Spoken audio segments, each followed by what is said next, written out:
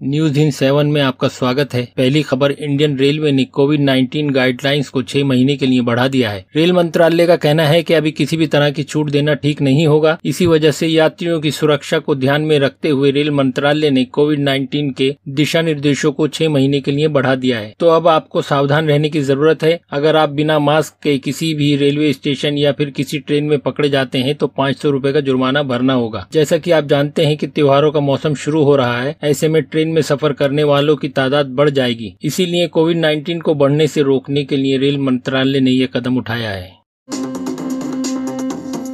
अगली खबर है, आर्यन खान समेत 8 आरोपियों को 14 दिनों की न्यायिक हिरासत में भेज दिया गया है। अभिनेता शाहरुख खान के बेटे आर्यन खान समेत 8 आरोपियों को क्रूज शिप ड्रग्स पार्टी मामले में मुंबई की एक अदालत ने 14 दिनों की न्यायिक हिरासत में भेज दिया है। अब आगे मामले की सुनवाई स्पेशल एनडीपीएस कोर्ट द्वारा की जाएगी। सतीश माने शिंदे ने आर्यन का पक्ष रखा था। उन्होंने न्यायिक हिरासत में भेजे जाने के कोर्ट के फैसले के बाद जमानत की अर्जी दाखिल की थी। जमानत याचिका पर कोर्ट ने कहा कि वह इस मामले को कल यानी शुक्रवार को सुबह 11 बजे सुनवाई करेंगे। अगली खबर है, केंद्रीय स्वास्थ्य मंत्रालय के संयुक्त सचिव लव अग्रवाल ने गुरुवार को दैनिक प्रेस वार्ता में कहा, कोरोना वायरस महामारी की चुनौती अब काफी हद तक कम हो चुकी है, लेकिन फिर भी दूसरी लहर को काबू में करने के लिए हमें लगातार प्रयास करना होगा। अभी भी यह नहीं समझना चाहिए कि महामारी का दौर खत्म हो गया है। अभी भी कई चुनौतियां हैं, इन पर ध्यान देने की जरूरत है। कोविड-19 गाइडलाइन को हमें अपने जीवन में बनाए रखना है। उन्होंने कहा, देश में पिछले 24 घंटे में कोरोना के 22,000 के करीब मामले सामने आए हैं। उन्होंने कहा, अभी भी कई देशों में हालात खराब हैं। आने वाले 3 महीने देश के लिए बेहद महत्वपूर्ण हैं। इन 3 महीनों के दौरान त्योहारों को लेकर खास सतर्कता बरतने की जरूरत है। हमें त्योहारों को मनाने के लिए वर्चुअल ऑनलाइन पर फोकस करना चाहिए।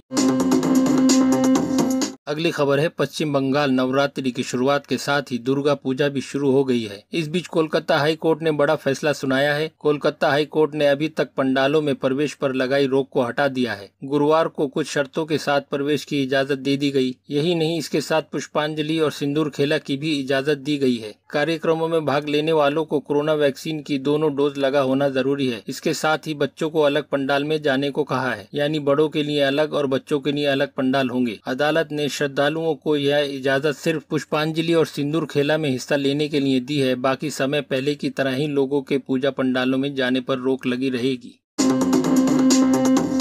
अगली खबर है, दिन भर चली हलचल के बाद गुरुवार रात पंजाब कांग्रेस अध्यक्ष नवजोत सिंह सिद्धू और सहारनपुर प्रशासन के बीच समझौता हो गया। गुरुवार को दिन भर नवजोत सिंह सिद्धू और कांग्रेस कार्यकर्ताओं के साथ पुलिस प्रशासन की बहस चलती रही। उन्हें सहारनपुर बॉर्डर पर गिरफ्तार भी किया गया था, मगर शाम होने तक नवजोत सिंह सिद्धू, पंजाब के कैबिनेट मंत्री, विधायक और सांसदों का कुल 25 नेताओं का डेलीगेशन लखीमपुर खीरी जाकर पीड़ित किसान परिवारों से मिलेगा, यह फैसला सामने आया। सहारनपुर प्रशासन ने सभी नेताओं को अपनी गाड़ियों में जाने की इजाजत दी है। हालांकि पुलिस की गाड़ियां भी इस डेलीगेशन के साथ होंगी। आज गुरुवार देर रात तक लखीमपुर खीरी के लिए डेलीगेशन रवाना होगा।